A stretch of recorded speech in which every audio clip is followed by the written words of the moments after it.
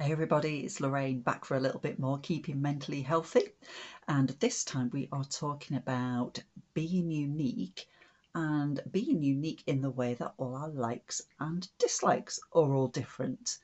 Now, this can be anything from our favourite films, our favourite food, our favourite pizza topping, our favourite books, what games we like, what we don't like, what school subjects we like, what we don't like, all these sorts of things all make us unique.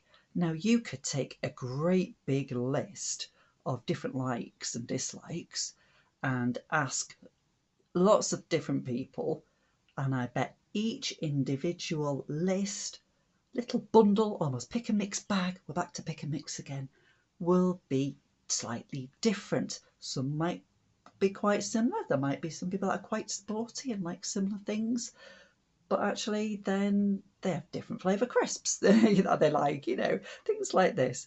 No one bag is ever going to be exactly the same, which is really fun, I think. And it's good finding out. I always really enjoy finding out what people really like and don't like. It's really good fun. So why is it important to find out, to kind of realise what we like and we don't like? Some things you might know now, might know straight away what flavour crisps you like, might you? But actually, there might be some that you try in the future that you suddenly realise you really like. And your tastes change over time as well. That's really interesting. I didn't used to like olives. Love them now. Absolutely love them. Okay, so now why is it important? Well, firstly, it's important because actually being able to get together with other people with similar tastes to you, similar likes, can be a real bonding thing, can't it? So if you're really sporty and really love, football or things like that, then you might go and join a team because you'll find other people that love it as much as you do, or board games, or dancing, or whatever it is. And actually, it's really lovely being together with people that love things as much as you do because it brings you together and it brings a connection to people. And finding those connections with people is really good for your mental health. But it's also good to really remember that other people's likes and dislikes are different. We are all unique, and nobody is right or wrong. Everybody's pick and mix bag is not a good or bad in any way. It's just different. And that's absolutely fine. I keep saying it, but I think it'd be really boring if everybody was the same, don't you? Okay, now the other reason that it's important that you recognise what you like and don't like, because sometimes you have choices to make. So now sometimes you have to make the choices about whether to go with what you like or whether to put other people's preferences and tastes and likes and dislikes first. So let me give you some examples. Okay, first of all, when you're choosing what you want to do for a job, for work, for a career, what you want to do in the future. Now, you might be really, really good at science, for example.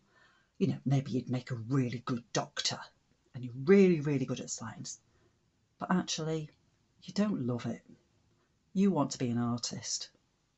That is the thing that that's your favourite thing to do, and that brings you joy and happiness and just really makes you come alive.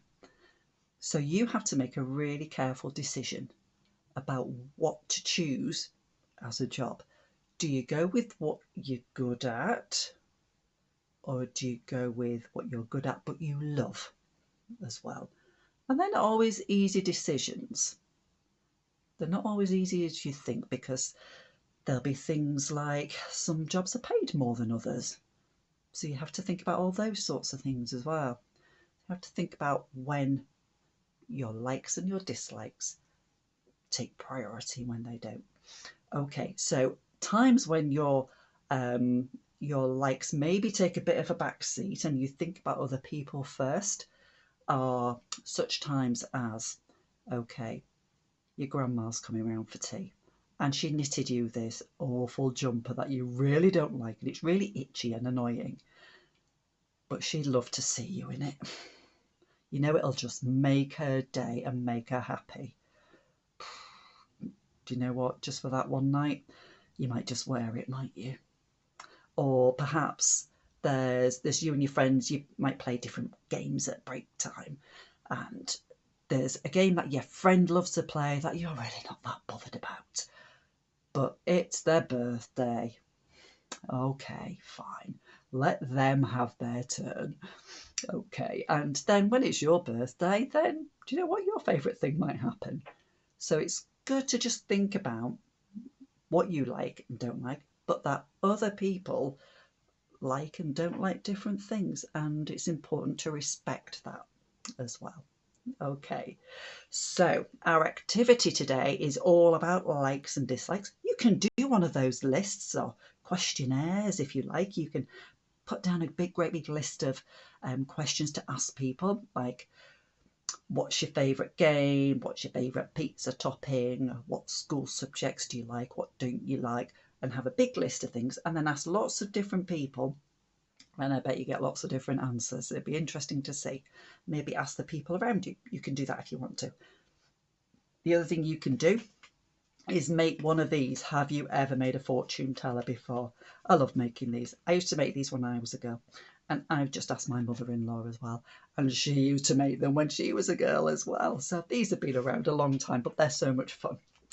Okay, so now I've sent your teacher instructions on how to make them if you've never made them before, and also a bit of a template if you want to just cut that out and make it from scratch, but it'll explain how to fold it. Okay, so what you do is like this.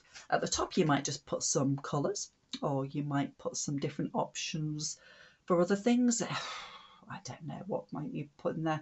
You might pick games, for example. So you might choose, I don't know, Minecraft or Fortnite or whatever you might choose. You can choose whatever you want to. And then you give this to somebody like that and you'll say, so in this case, pick a colour. So you might pick blue.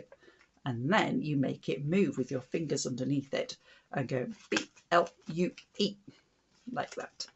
Or if you're not great at spelling, and that's okay, you can just move it a few times and it doesn't matter, it's fine.